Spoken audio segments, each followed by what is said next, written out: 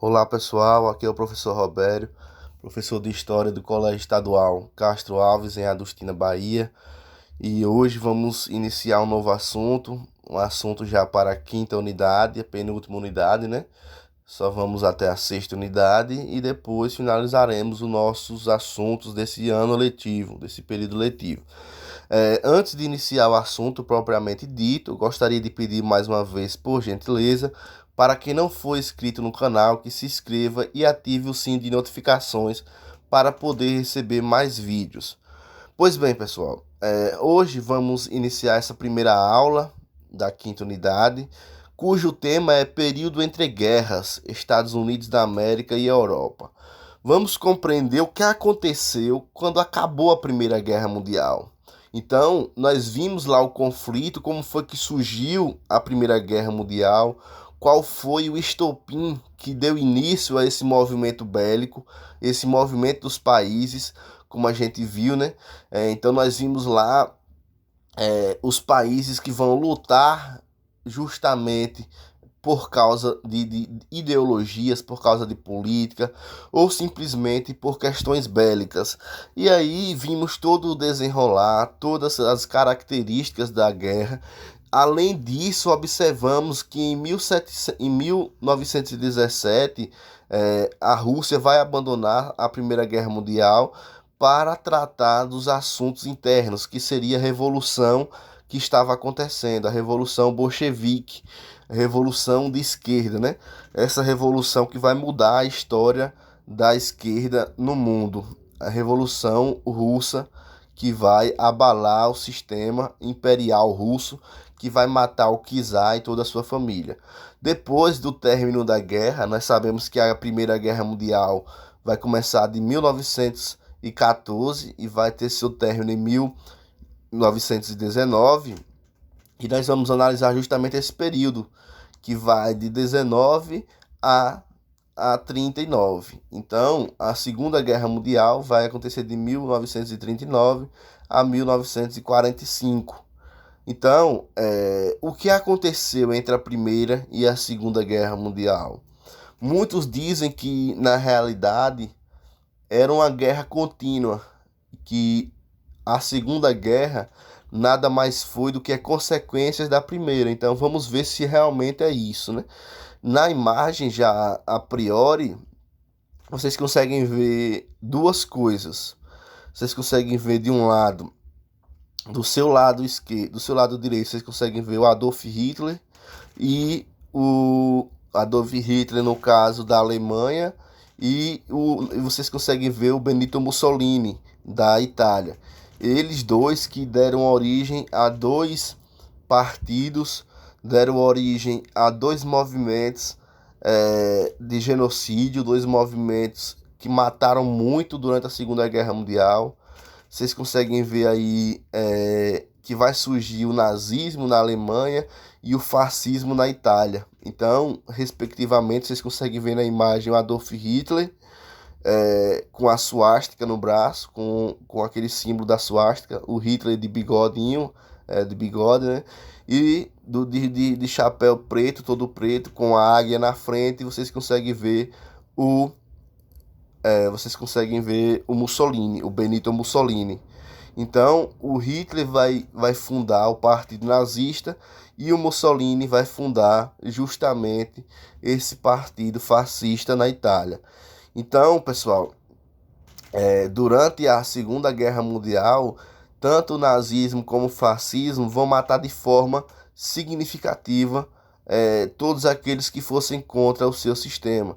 Nós vimos também que na Primeira Guerra Mundial o Hitler já existia a figura do Adolf Hitler, só que uma figura extremamente desconhecida, porque o Adolf Hitler ele era um soldado raso da antiga Áustria-Hungria. Então ele era austríaco, ele não era propriamente alemão, ele era um soldado que vai lutar ao lado da Alemanha, mas ele era da Áustria-Hungria. Do outro lado, vocês conseguem ver uma fila de pessoas é, para se alimentar, né? Se não me engano, a placa vai dizer ali que é café, café livre, café de graça, alguma coisa do tipo, porque essa fila vai refletir também a quebra da Bolsa de Valores de Nova York de 1929. Nós vamos ver o que tem a ver uma coisa com a outra, o que essas duas imagens têm a ver. Então, a quebra da Bolsa de Valores de Nova York, início do século XX, ou seja, em 1929, os Estados Unidos desponta como potência mundial. Então, depois da Primeira Guerra Mundial, vocês viram lá que os Estados Unidos não tinham entrado na guerra. Os Estados Unidos só vai entrar em 1917, porque a Rússia vai sair, os Estados Unidos vai entrar para fortalecer aquela entente, né, a Tríplice Entente. E aí o que acontece? Acontece que ao término da guerra, o grande vencedor de fato é os Estados Unidos, porque os Estados Unidos eles vão preferir vender armamentos, vender alimentos, ao invés de entrar na guerra. Então é mais vantajoso você não participar de uma guerra e você vender mantimentos para aquela guerra. Então, se você perguntar quem é que sai vencendo numa guerra, quem sai ganhando, quem vence a batalha ou quem perde a batalha?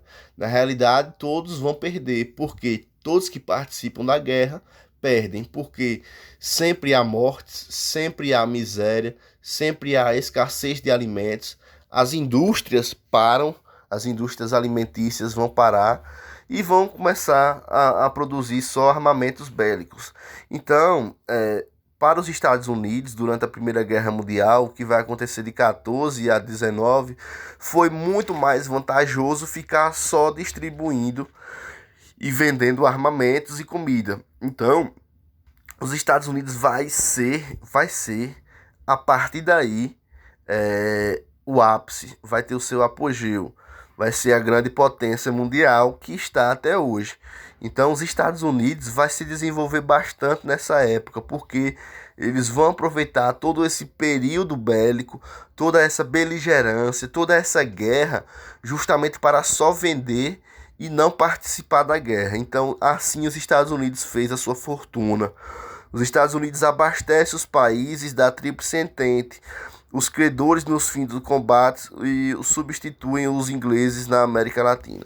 Então, os Estados Unidos eles estavam abastecendo a Tríplice Entente, eles estavam abastecendo os seus países aliados na guerra e estava cada vez mais conquistando dinheiro e conquistando prestígio. Ao fim da guerra, ao fim da Primeira Guerra, ao final da Primeira Guerra Mundial, os Estados Unidos vai despontar como a grande potência. Vai ser o quê? A grande potência no século XX, né? Então vai ser uma das grandes potências desse século. American Way of Life, que é o quê? É a economia em expansão. Então, América para os americanos, ou estilo de vida americano, que significa dizer que os Estados Unidos crescia cada vez mais a partir da guerra. Então, a partir de 1919, os Estados Unidos só foi crescendo, foram abrindo linhas de crédito, várias linhas de crédito. As pessoas gastavam muito dinheiro nos Estados Unidos porque o sistema da economia dizia justamente isso. O norte-americano precisa consumir. Os americanos precisam consumir, precisam comprar produtos para girar a roda da economia. Então, as fábricas de automóveis, as fábricas de rádio, as fábricas posteriormente de televisões, as fábricas de móveis, as ferrovias, os bens duráveis, os bens não duráveis, tudo isso foi se desenvolvendo de forma significativa nos Estados Unidos. Na imagem vocês conseguem ver uma propaganda, provavelmente uma propaganda de um carro, onde vocês conseguem ver uma família num carro, né? Então esse era o estilo de vida americano, era você ter uma casa, você ter móveis dentro da casa, você ter um carro, você ter um emprego, e tudo isso conquistado através de linha de crédito, ou seja, nada disso era comprado, podemos dizer assim, que de forma à vista, de forma a pagar todo de uma vez. Não, na realidade as indústrias vão abrir crédito, as próprias lojas também vão abrir crédito para os clientes, e os clientes vão acabar comprando de forma demasiada, vão acabar comprando de forma muito grande, de forma a não pensar nas consequências. Então existia o consumismo, existia muito esse sentimento de consumismo. Quero o quê? Consumir o máximo que eu posso, porque eu vivo na América, eu sou americano, eu sou estadunidense, eu amo o meu país e eu vou consumir cada vez mais, justamente para ajudar a economia do meu país. Só que aí vai acontecer o grande X da questão. Porque quando, quando se abre muitas linhas de crédito para as pessoas, corre o risco dessas pessoas não conseguirem pagar. Então, as fábricas vendiam as peças para as montadoras montavam essas peças e as lojas vendiam o bem, vendiam o automóvel, vendiam a televisão, vendiam o rádio. Só que muitas pessoas começaram a dever, começaram a não pagar esse dinheiro, começaram a não pagar essas prestações e de forma significativa o dinheiro não voltava para a indústria de matéria-prima. Então, não existia o giro do capital. Então, existia o calote financeiro que vai desembocar na crise da Bolsa. Então, vai ter a queda da Bolsa de Valores em Nova York em 1929, que vai dar origem à Grande Depressão, que é o que? O capitalismo ele vai se romper, ele vai enfraquecer durante esse período. O sistema capitalista vai colapsar na Bolsa de Valores de Nova York. Então, existia muita demanda, existia muita demanda, existia muito comprador, mas não existia o capital de fato. Então, a bolsa não vai aguentar, a bolsa de valores, que é a especulação financeira, não vai aguentar e vai se romper. A bolsa de valores vai quebrar. Então, a quebra da bolsa de valores de Nova York é o que vai ocasionar a Grande Depressão de 1929. Então, percebam que é um período entre guerra que vai ser marcado por essa crise financeira nos Estados Unidos. Então, os Estados Unidos vai começar a vender de forma abundante, a vender seus produtos de forma significativa, mas em contrapartida o capital não vai girar, ou seja, o dinheiro, o lucro não vai chegar. Não chegando o lucro, vai chegar o quê? O colapso, vai chegar o estrago financeiro. E isso é o que vai acontecer. Então, existiam pessoas que eram extremamente ricas, que tinham seus bens na bolsa de valores, que da noite para o dia vão ficar quebradas, ou seja, vão perder tudo aquilo que tinham conquistado. Por quê? Porque a bolsa quebrou, o sistema de especulação financeira não aguentou o calote financeiro aplicado por boa parte da população, no fato, né? Então, a bolsa de valores vai colapsar, ela vai entrar em colapso. O New Deal, que é o novo acordo, o Franklin Roosevelt, que era o presidente dos Estados Unidos. Então, o Roosevelt vai propor algumas ideias para tentar salvar os Estados Unidos, como o fim do liberalismo econômico, a intervenção do governo na economia. Ele passou a intervir na economia, porque até então o que predominava era o quê? O liberalismo econômico. O Estado, o presidente, não pode participar da política, ou melhor dizendo, não pode participar da economia, perdão. Então, o presidente não pode participar da política, porque o sistema é liberalista, é um sistema de liberalismo econômico. Por exemplo, aqui no Brasil, o presidente do Brasil não pode interferir na política, não pode interferir na economia. O presidente não pode dizer, por exemplo, para baixar o preço dos combustíveis nas bombas. O presidente do Brasil não pode dizer para baixar o preço do arroz. Cada estabelecimento tem o direito de vender, de colocar o preço que quiser. Então, por quê? Porque é um liberalismo econômico. Cabe a nós, consumidores, comprar ou não naquela loja. Mas o Estado não pode interferir nos preços daquela determinada loja. Então, existe uma liberdade econômica. Então o Roosevelt vai começar a fazer um monte de obras públicas para contratar muitas mãos de obras, para contratar vários trabalhadores. Então o Estado resolveu pagar o salário das pessoas que resolvessem trabalhar nessas obras de forma direta. Eram políticas para tentar amenizar o estrago da quebra da Bolsa de Valores. A política do bem-estar social, a crise do cedeu, o capitalismo sobreviveu. Percebam, o presidente dos Estados Unidos era o Franklin Roosevelt.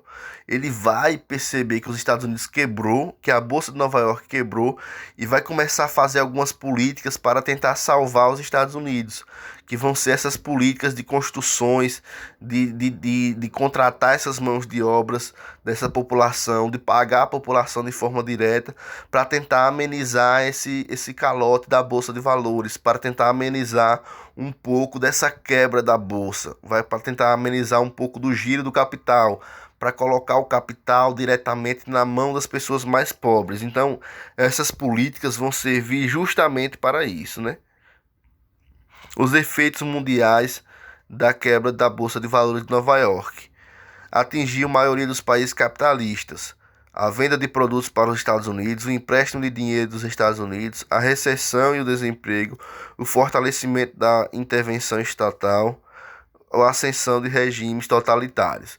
Então, a quebra da Bolsa de Valores vai interferir em todos os países capitalistas. Então, o capitalismo, como já falei a vocês, é um sistema que ele precisa que outros países estejam bem para se sustentar. Então, não é interessante para o capitalismo que alguns países quebrem. Se um país capitalista for quebrar, os outros países emprestam dinheiro para não deixar esse país quebrar, justamente porque não é uma coisa boa para o capitalismo ver países capitalistas entrando em colapso. Então eles preferem ajudar uns aos outros para não deixar que aconteça esse colapso, para não deixar que o capitalismo acabe. Então, por isso também que existe o Fundo Monetário Internacional, como falei a vocês, o FMI, né? Que vai servir também para emprestar grandes quantidades de dinheiro. E aí, essa crise que vai acontecer em 1929, lá em Nova York, nos Estados Unidos, vai interferir em vários outros países da Europa e também países da América. Então, o que acontece? Os produtos vão ficar mais caros, as pessoas não vão ter dinheiro para comprar os produtos, a inflação vai subir. E aí é necessário uma série de políticas para tentar amenizar tudo isso. É necessário criar uma série de políticas para tentar amenizar o estrago da quebra da Bolsa de Valores, amenizar o estrago da quebra da especulação financeira, né? Da especulação do próprio capital. Então, os Estados Unidos vai do sucesso ao fracasso com a quebra da bolsa e depois vai se reerguer novamente. Só que, como vocês estão vendo aqui na imagem, vocês estão percebendo que vai ter uma ascensão de regimes totalitários, como por exemplo o nazismo na Alemanha e o fascismo na Itália, que vai ser um assunto já que a gente vai trabalhar na próxima aula. Então, pessoal, vamos finalizar por aqui. Já estamos chegando a 19 minutos, 20 minutos.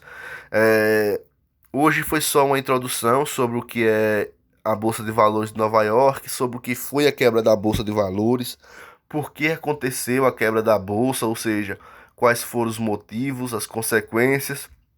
E depois nós vamos seguir analisando o surgimento do nazismo e o surgimento do fascismo. Então, vamos observar a figura do Adolf Hitler na Alemanha com o surgimento do nazismo e a figura do Benito Mussolini na Itália com o surgimento do fascismo. Então, um abraço e até a próxima aula.